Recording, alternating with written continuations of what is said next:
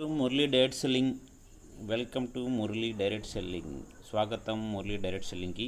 ఈరోజు మీకు ఆల్రెడీ మీరు ఒక వీడియో చూశారు, 5 pillars of success in direct selling అనే ఒక వీడియో అయితే అందరూ చూశారు. చాలా బాగా దాన్ని ప్రమోట్ చేస్తున్నారు, చాలా బాగా అర్థం చేసుకుంటున్నారని భావిస్తున్నాను. అందులో మీకు ఆ రోజు నేను ఒక మాట చెప్పాను, ఈ 5 పిల్లర్స్ ఒక్కొక్క పిల్లర్ గురించి ఒక్కొక్క రోజు మీకు వీడియో తీసుకొని వచ్చాను చెప్పాను.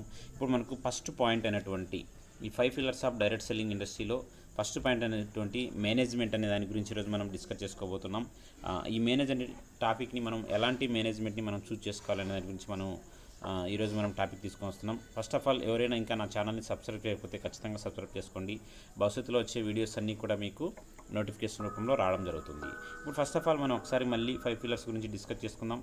5 పిల్లర్స్ ఇన్ డైరెక్ట్ సెల్లింగ్ ఇండస్ట్రీలో ఫస్ట్ పిల్లర్ వచ్చేసి management, plan, product, education, leadership.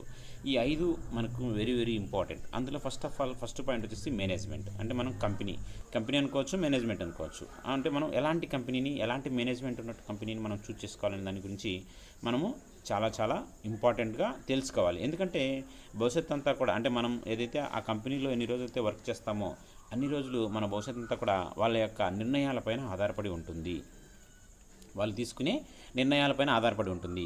వాళ్ళు డిజైన్ చేసినటువంటి కంపెనీ, వాళ్ళు డిజైన్ చేసినటువంటి ప్లాను, వాళ్ళు డిజైన్ చేసినటువంటి ప్రొడక్ట్స్, వాళ్ళు డిజైన్ చేసినటువంటి ఏదైతే వే ఉందో ఆ వేలో మనం నడచాల్సి ఉంటుంది. కాబట్టి ఫస్ట్ ఆఫ్ ఆల్ ఆ మేనేజ్మెంట్ గురించి మనం చాలా బాగా తెలుసుకోవాలి. ఎందుకు తెలుసుకోవాలనేది మనందరికీ తెలుసు. ఎందుకంటే మనము ఏదైనా ఒక పెళ్లి సంబంధం కావచ్చు, లేదంటే ఒక ఫ్రెండ్షిప్ చేస్తున్నా మనము కనీసం తెలుసుకుంటాం. అంటే జనరల్గా మనకి ఏం చెప్తారంటే, ఒక పెళ్లి సంబంధానికి వెళ్తే అటు 7 తరాలు ఇటు 7 తరాలు చూసి వాళ్ళ ఒక ఇంటికి పాపని ఇవ్వాలన్నా, పెళ్లి చేసుకోవాలన్నా అని ఎలా అయితే అంటారో, అలాగనే మనం కూడా ఇక్కడ కంపెనీని కావచ్చు, మేనేజ్మెంట్ని కావచ్చు, అటు ఇటు మనకు తెలిసినంత వరకు చూడడం చాలా ఇంపార్టెంట్. ఫస్ట్ ఆఫ్ ఆల్ మనము ఇక్కడ కంపెనీ గురించి మాట్లాడుకుంటే, ఆల్రెడీ ఎస్టాబ్లిష్డ్ కంపెనీ అయితే ఆ కంపెనీ యొక్క గ్రోత్ ఎలా ఉంది, 5 ఇయర్స్ గ్రోత్ ఎలా ఉంది, లేకపోతే 2 ఇయర్స్ కంపెనీ ఉంటే 2 ఇయర్స్ గ్రోత్ ఎలా ఉంది, 3 ఇయర్స్ గ్రోత్ ఎలా ఉంది అనేది ఇక్కడ చాలా ఇంపార్టెంట్. ఇప్పుడు కంపెనీ అయితే ఖచ్చితంగా మనకు కంపెనీకి సంబంధించిన లెక్కలు దొరుకుతాయి. అంటే ఆ కంపెనీ యొక్క గ్రోత్ ఎలా ఉంది, ఫస్ట్ ఇయర్ టర్న్ ఓవర్ ఎంత చేసింది, సెకండ్ ఇయర్ టర్న్ ఓవర్ ఎంత చేసింది, థర్డ్ ఇయర్ ఎంత చేసింది, ఫోర్త్ ఇయర్ ఎంత చేసింది. ఇలాగ మనము తీసుకున్నట్టయితే కొన్ని కంపెనీస్ 10 ఇయర్స్ ఉన్నాయి, 20 ఇయర్స్, 30 ఇయర్స్ కంపెనీలు ఉన్నాయి. వాటిని మనము ఎవ్రీ 5 ఇయర్స్కు, ఎవ్రీ 10 ఇయర్స్కు, అంటే కనీసం ఒక 20 సంవత్సరాల నుంచి 30 సంవత్సరాల వరకు ఉంటే ఎవ్రీ 10 ఇయర్స్ తీసుకోవచ్చు. అది ఒక 15 సంవత్సరాల కంపెనీ అయితే ఎవ్రీ 5 ఇయర్స్ తీసుకోవచ్చు. అంటే ఇక్కడ మనము ఒక 3 భాగాలుగా డివైడ్ చేసుకొని, అంటే ఆ కంపెనీ యొక్క గ్రోత్ను మనం ఒకసారి చూసుకున్నట్టయితే, ఆ గ్రోత్ చూస్తేనే మనకు అర్థం అవ్వాలి, దీంట్లోకి వెళ్తే మనకు గ్రోత్ ఉంటుంది. అంటే ఫస్ట్ ఒక 15 సంవత్సరాల కంపెనీ గురించి మనం మాట్లాడుకుంటే, ఫస్ట్ 5 ఇయర్స్లో ఎలాగ ఉండింది, తర్వాత 5 ఇయర్స్లో ఎలాగుంది, తర్వాత 5 ఇయర్స్లో ఎలాగుంది. దీన్ని బట్టి చూసుకుంటే నెక్స్ట్ 5 ఇయర్స్లో ఎలా ఉంటుంది అనేది మనకు ఒక ఐడియా వస్తుంది. అది ఒక 3 ఇయర్స్ కంపెనీ అనుకుంటే, ఫస్ట్ ఇయర్లో ఎంత గ్రోత్ ఉంది, సెకండ్ ఇయర్లో ఎంత గ్రోత్ ఉంది, థర్డ్ ఇయర్లో ఎంత గ్రోత్ ఉంది. దీన్ని బట్టి చూసుకుంటే మనకు అర్థమైపోతుంది. ఇది మనము గ్రోత్ను చాలా ఇంపార్టెంట్గా చూసుకోవాలి.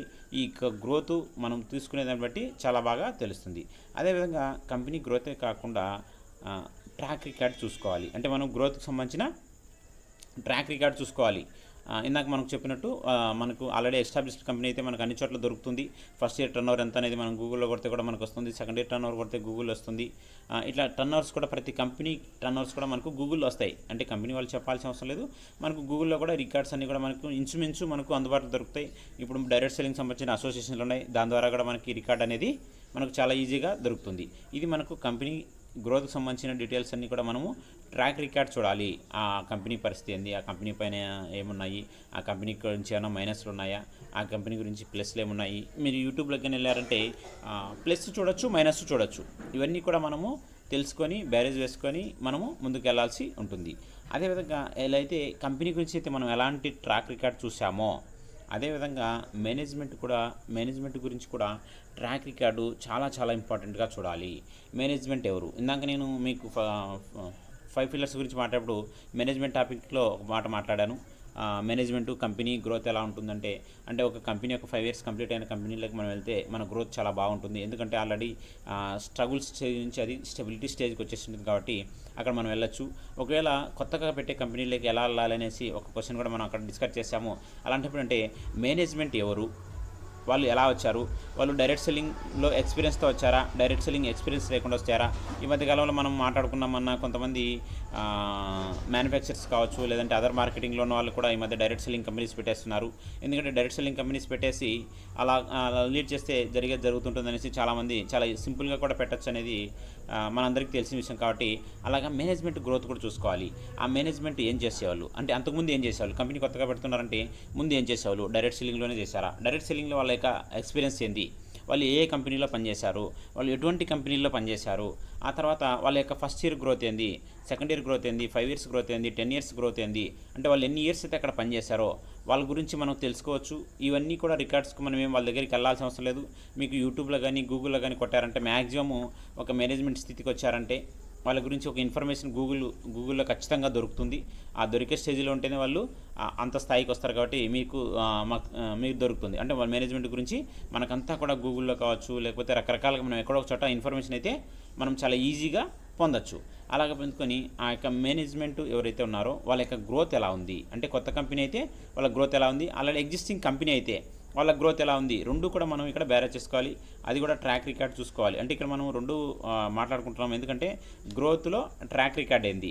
ఇప్పుడు మనం ఏదైతే కంపెనీ గురించి మాట్లాడుకున్నామో first years, second year, third year ఇలాగా అక్కడ కూడా ఎలా ఉంది, ఇది ఒకటి. ట్రాక్ రికార్డ్ గురించి మాట్లాడుకుంటే ఎటువంటి కంపెనీలో పనిచేశారు బాగా గుర్తుపెట్టుకోండి.